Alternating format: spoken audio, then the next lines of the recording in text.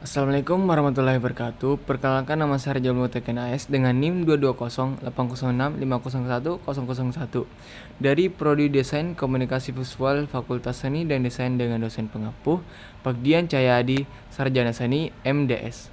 Di video kali ini, saya ingin menjelaskan materi pertemuan 6 yang telah saya rangkum. Metode gagasan atau ideasi merupakan metode yang memberikan pendekatan struktural dan terorganisir dalam mengembangkan gagasan dan solusi alternatif dengan melalui 3 tahap, yaitu identifikasi, mengidentifikasi masalah atau tantangan yang perlu diatasi dan memahami secara mendalam tentang masalah tersebut. Mapping, mencari solusi alternatif melalui pengumpulan dan pengecekan ide-ide yang sudah ada. Setelah itu, dilakukan pemetaan atau mapping dari gagasan-gagasan tersebut dengan cara mengelompokkan dan mengkategorikan ide-ide yang berkaitan satu sama lain. Alternatif solusi menghasilkan alternatif solusi yang terbaik dengan memilih ide-ide yang paling layak, mempertimbangkan kelebihan dan kekurangan dari setiap solusi, serta mengevaluasi solusi yang telah dihasilkan. Ada beberapa proses yang perlu dilakukan dalam sesi ideasi, yaitu pertama, brainstorming, mengumpulkan gagasan atau ide dan mencari solusi dari sebuah masalah. Kedua, brain dumping. Brain dumping ini mirip dengan brainstorming. Bedanya, brainstorming dilakukan bersama-sama dalam satu waktu oleh anggota tim, sementara brain dumping dilakukan sendirian. Masing-masing anggota tim menulisnya di post-it atau di kertas flip chart. Kemudian, masing-masing mempresentasikannya di grup. Ketiga, reverse brainstorming. Jika brainstorming bertujuan untuk mencari solusi, maka reverse brainstorming bertujuan cari masalah. Biasanya, kita menjadi lebih kreatif saat kita diminta mencari masalah atau membuat sebuah masalah menjadi lebih kompleks.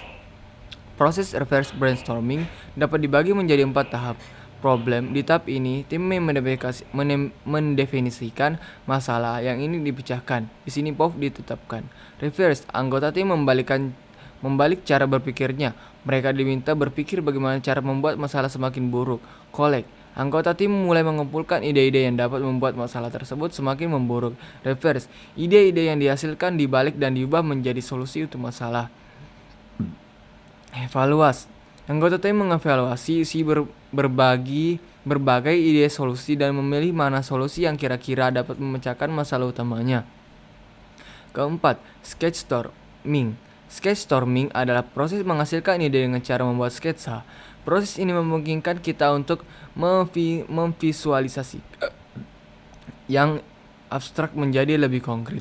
Kelima, gamestorming. Proses mengumpulkan ide dengan menjadikannya sebagai sebuah permainan.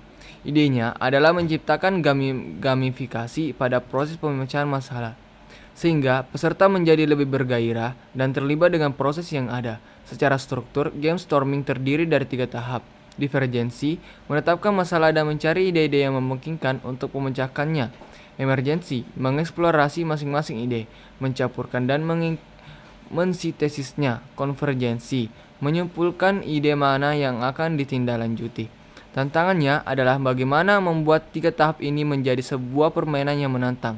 Keenam, cross-storming, memanfaatkan kerumunan untuk menghasilkan ide-ide baru, misalnya dengan melemparkan isu atau masalah atau tantangan di media sosial.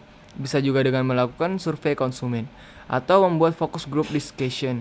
Ketujuh, body storming. Body storming adalah teknik memunculkan ide dengan cara mengalami secara fisik situasi yang menjadi masalah.